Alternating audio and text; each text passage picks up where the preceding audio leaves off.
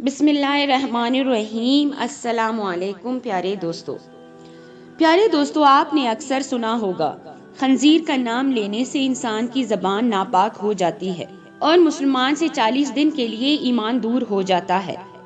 خنزیر حرام ہی کیوں کیا گیا؟ اللہ پاک نے خنزیر کو پیدا کیوں کیا؟ دوستو، آپ نے اکثر سنا ہوگا کہ مغربی ممالک جان بوجھ کر مسلمانوں میں خنزیر کی چربی یا گوشت سے بنی مصنوعات کو عام کرنا چاہتے ہیں۔ اس کی وجہ کیا ہے؟ قرآن و حدیث کی روشنی میں آپ کو آج کی ویڈیو میں ان سوالات کے جواب ملیں گے۔ دوستو، خنزیر ایک ایسا جانور ہے جو کہ بیک وقت سبزی اور گوشت خور ہے۔ یہ اس قدر زہریلا ہوتا ہے کہ اس پر سب سے خطرناک زہر بھی کام نہیں کرتا۔ دوستو، اس کی وجہ یہ ہے کہ یہ دنیا میں واحد جانور ہے جس کو پسینہ نہیں آتا، جس وجہ سے خنزیر کے زہریلے مادے خارج نہیں ہو پاتے۔ دنیا کا ہر مسلمان تو یہ جانتا ہے کہ خنزیر حرام ہے، لیکن کیوں حرام ہے یہ کم ہی لوگ جانتے ہیں۔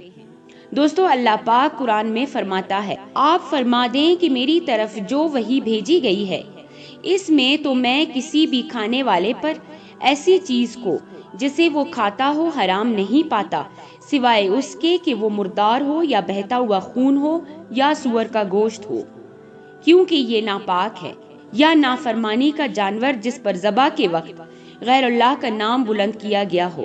پھر جو شخص بھوک کے باعث سخت لاچار ہو جائے، نہ تو نافرمانی کر رہا ہو اور نہ حد سے تجاوز کر رہا ہو، تو بے شک آپ کا رب بڑا بخشنے والا مہربان ہے۔ دوستو، یہ تھی سورہ انعام کی آیت نمبر 145۔ اس آیات کے علاوہ سورہ مائدہ کی آیات نمبر 3، سورہ بقرہ کی آیات نمبر 173 اور سورہ نحل کی آیات نمبر 115 میں بھی خنزیر کا گوشت کھانا اللہ پاک نے سختی سے منع فرمایا ہے۔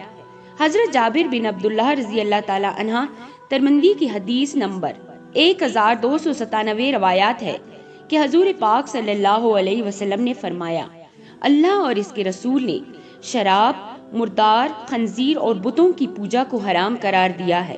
دوستو، حضرت جابر کہتے ہیں کہ میں نے پوچھا کہ حضور، مردار کی چربی جو کہ کشتیوں پر ملی جاتی ہے یا چمڑے پر لگائی جاتی ہے، اس کا کیا حکم ہے؟ حضور صلی اللہ علیہ وسلم نے فرمایا، وہ بھی حرام ہے۔ اب سوال یہ پیدا ہوتا ہے کہ خنزیر حرام کیوں کیا گیا؟ اللہ پاک نے اس کی وجہ قرآن کریم کی سورہ انعام کی آیات نمبر 145 میں بیان کی ہے کہ خنزیر ناپاک ہے۔ دوستو، آئیے اب آپ کو خنزیر کی خباثت اور ناپاکی کی وجہ بتاتے ہیں۔ دوستو، خنزیر سے ایک خاص قسم کی بدبو آتی ہے کہ اس کے پاس انسان کھڑا نہیں ہو پاتا، اس لیے مغربی دنیا میں اس کے جسم پر خاص قسم کا تیل لگایا جاتا ہے۔ یہ دنیا کا واحد جانور ہے جو دوسروں کی غلاظت کے ساتھ ساتھ اپنی غلاظت بھی کھا جاتا ہے۔ خنزیر اپنی مادہ کے لیے خود دوسرے نر کو پسند کرتا ہے اور ان کو گھیر کر اپنی مادہ کے پاس لاتا ہے اور خود ہی ان دونوں کا ملاپ کرواتا ہے۔ دوستو، یہ دنیا کا واحد جانور ہے جو کہ ہم جنس پرستی کو بہت پسند کرتا ہے۔ انہی عادات اور خصلتوں کی وجہ سے خنزیر کو قرآن پاک میں ناپاک کہہ کر پکارا گیا ہے، اور یہی وجہ ہے کہ آج خنزیر کو کھانے والوں میں خنزیر کی یہی سب ناپاک عادتیں عام ہو چکی ہیں۔ دوستو، اسی لیے قرآن حدیث میں خنزیر سے کسی بھی قسم کا فائدہ اٹھانے سے منع کیا گیا ہے۔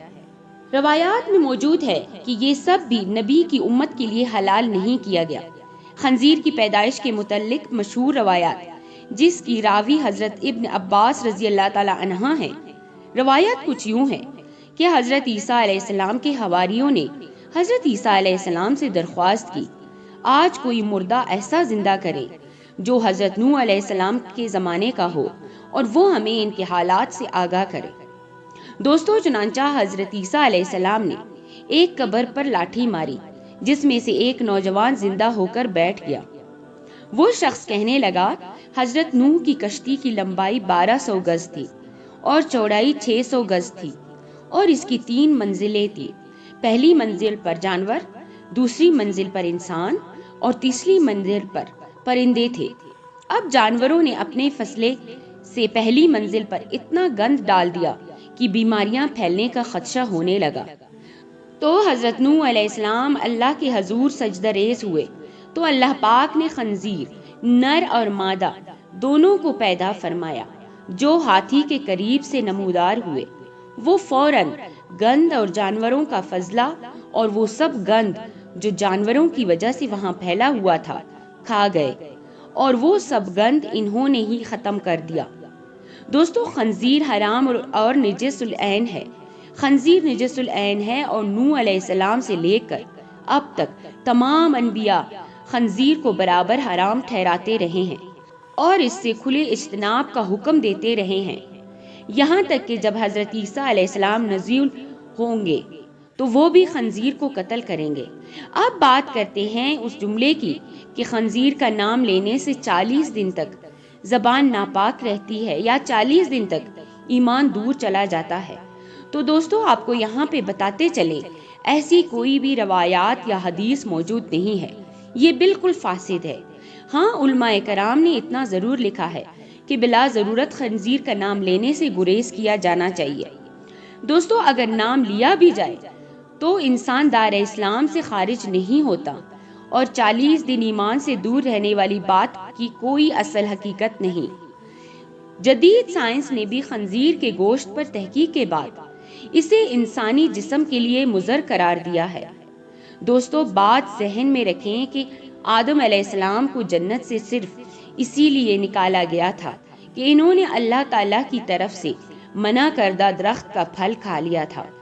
دوستو، ہمیں اس درخت کی حرمت کے متعلق کوئی وجہ معلوم نہیں، اور نہ ہی آدم علیہ السلام کو اس درخت سے ممانعت کی وجہ معلوم کرنے کی کوئی ضرورت تھی، بلکہ اللہ تعالیٰ کا منع کر دینا ہی ان کے لیے کافی تھا۔ بالکل اسی طرح ہمارے لیے اور دیگر مومنوں کے لیے اتنا ہی کافی ہے کہ اللہ تعالیٰ نے خنزیر کو حرام قرار دیا ہے۔ دوستو، ہماری آج کی ویڈیو آپ لوگوں کو کیسی لگی اور اپنی قیمتی رائے کا کمنٹس باکس میں ضرور اظہار کیجیے گا۔ دعاؤں میں یاد رکھیے گا۔ اللہ حافظ۔